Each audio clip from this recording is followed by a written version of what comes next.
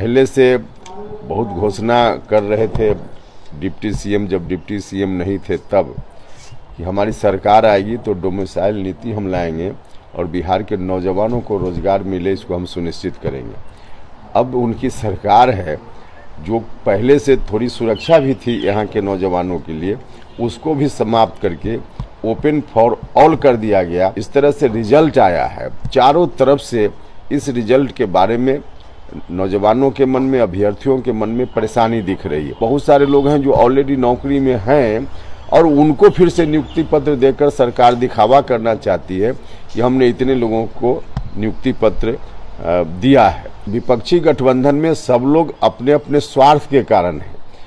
कहीं किसी के मन में कोई न तो देश हित है और न विपक्ष की एकता कैसे हो यह नियत है। इनका कुछ नहीं होना है, ताश के पत्ते की तरह ये इसी तरह से और बिखरेंगे, देखते जाइए। बीपीएससी में गया राष्ट्रीय लोक जनता दल के राष्ट्रीय अध्यक्ष उपेंद्र कुशवाहा से तो वो नीतीश तेजस्वी पर जमकर बरसते हुए नजर आए। वो इशारों में तेजस्वी यादव पे इशारा करते हुए कहा है कि देखिए, पहले तो तेजस्वी यादव जब विपक्ष में थे तो कहते थे कि जब हमारी सरकार आएगी तो डोमिसाइल लागू करेंगे, लेकिन जैसे ही सरकार में आए तो डोमिसाइल नीति को ही समाप्त कर दिया गया। और सबसे बड़ी बात यह है कि देखिए किस तरह से बिहार के युवाओं के साथ छल किया गया। उन्होंने कहा था कि बिहार के बेरोजगारों को रोजगार देंगे, लेकिन युवाओं के साथ किस तरह से छल किया गया है और सबसे ज्यादा बाहरी लोगों को।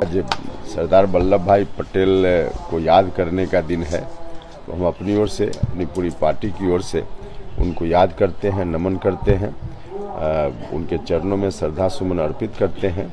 और जब ऐसे महापुरुष को हम याद करते हैं तो हमको अंदर से ताकत मिलती है। सरदार पटेल देश को एक करने में बड़ी भूमिका उनकी रही और इसलिए उनको लौह पुरुष भी कहा जाता है। तो अगर सरदार पटेल नहीं होते तो देश का स्वरूप आज इस रूप में नहीं होता। उनका योगदान है देश को इस रूप में लाने के लिए। तो हम सब लोग मिलकर आज की तारीख में संकल्प लेते हैं कि उनके बताए गए रास्ते पर हर लोग चले, यही हमारी कामना है। 2 नवंबर को बड़ा कार्यक्रम सरकार के द्वारा रखा गया है और लाखों अभ्यर्थियों को नियुक्ति पत्र सौंपेगी सरकार। क्या लगता है, जो आपको भी खबरें आ रही होगी, कई जगहों पे गड़बड़ी की खबरें आ रही, लगता है कि देखिए सरकार ने लगता है जैसे मजाक किया हो नौजवानों के साथ। एक तो पहले से बहुत घोषणा कर रहे थे डिप्टी सीएम, जब डिप्टी सीएम नहीं थे तब, कि हमारी सरकार आएगी तो डोमिसाइल नीति हम लाएंगे और बिहार के नौजवानों को रोजगार मिले, इसको हम सुनिश्चित करेंगे। अब उनकी सरकार है, जो पहले से थोड़ी सुरक्षा भी थी यहाँ के नौजवानों के लिए, उसको भी समाप्त करके ओपन फॉर ऑल कर दिया गया। नतीजा हुआ कि बिहार के नौजवानों की बड़े पैमाने पर हकमारी हो गई और बगल के प्रदेश के लोग यहाँ आकर नौकरी पा रहे हैं। तो यह तो नौजवानों के साथ खिलवाड़ है। और जिस तरह से रिजल्ट आया है, चारों तरफ से इस रिजल्ट के बारे में नौजवानों के मन में, अभ्यर्थियों के मन में परेशानी दिख रही है। अलग अलग तरह की परेशानी है, अलग अलग तरह का कारण है। अब सरकार आनन फानन में कुछ काम करती है तो नतीजा यही होता है।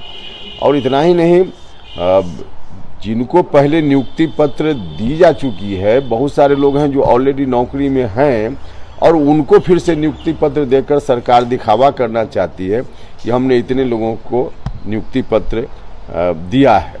तो अब इस तरह की स्थिति में पूरे अराजक माहौल में सरकार चल रही है। अब क्या लगता है सर, महागठबंधन के लोग जो है नए गठबंधन को लेकर काफी खुश दिख रहे थे, लेकिन मध्य प्रदेश में जेडीयू ने भी उम्मीदवार उतार दिए, समाजवादी पार्टी भी चुनाव लड़, लगता है कि महागठबंधन बनने से पहले ही इंडिया अलायंस जो है वो कहने भी कर रही है। देखिए, हम तो बार बार कहते रहे कि स्वार्थ के आधार पर दोस्ती नहीं चल सकती, त्याग के आधार पर दोस्ती चलती है कहीं भी।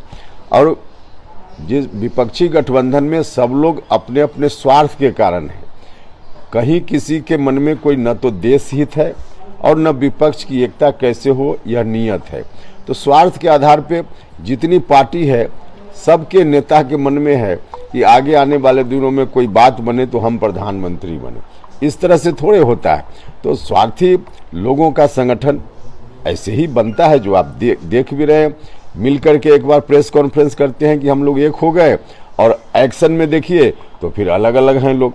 अब बाकी जगह जो चुनाव हो रहा है कई राज्यों में, वहाँ सब पार्टी अलग अलग उम्मीदवार दे रही है। तो इनका कुछ नहीं होना है, ताश के पत्ते की तरह ये इसी तरह से और बिखरेंगे, देखते जाइए। सीट कब तक फाइनल हो जाएगा, क्योंकि लगातार आप भी दिल्ली जा रहे हैं, बड़े नेताओं से मुलाकात हो रही है बीजेपी। नहीं नहीं, दिल्ली आना जाना तो कोई जरूरी नहीं है कि हमेशा आदमी एक ही काम से दिल्ली जाता है, वो अलग विषय है। लेकिन सीट शेयरिंग का मामला हम लोगों के बीच निश्चित रूप से बिना कोई परेशानी का हो जाएगा, उसमें कोई दिक्कत नहीं है, कर लेंगे हम। पटना लाइव बिहार YouTube पर सब्सक्राइब और Facebook पर लाइक जरूर करें।